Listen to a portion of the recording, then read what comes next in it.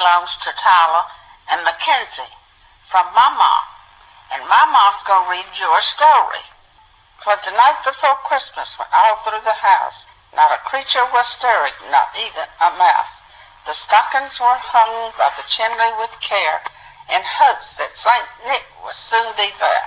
The children were nestled all in their beds while visions of sugar plums danced in their head.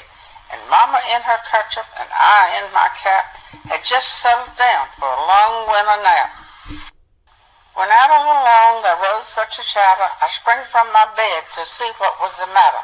Away to the window I flew like a flash to open the shutters and threw up the sash.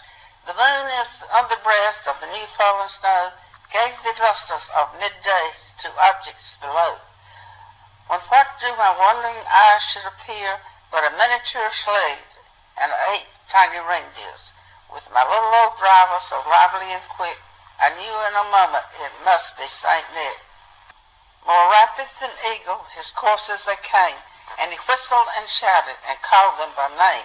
Now Dasher, now Dancer, now Prancer and Vixen, on Comet, on Cupid, on Donner and Blitzen, to the top of the porch, to the top of the wall. Now dash away, dash away, dash away all, the dry leaves that before the wild hurricane flew, when they met with an object mounting to the sky. So up on the housetop the cruisers they flew, with a sled full of toys and St. Nick too. And then in a twinkle I heard on the roof the prancing and pawing of each little hoof. As I drew in my head and was turned around, down the chimney St. Nick came with a bounce. He was dressed all in fur with his head to his foot, and his clothes were all tarnished with ashes and soot.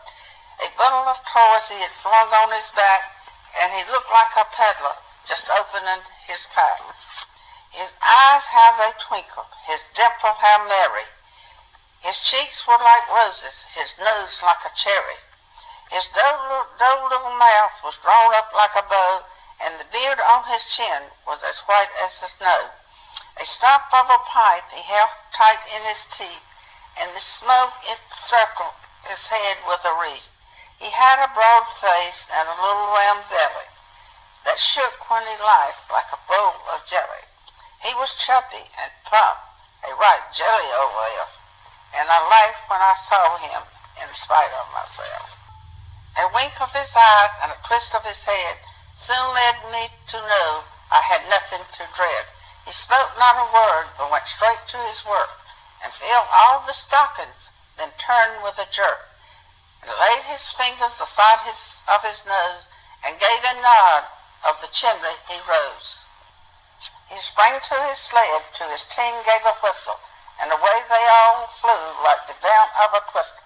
I but heard him exclaim as he drove out of sight, Merry Christmas to all, and to all a good night.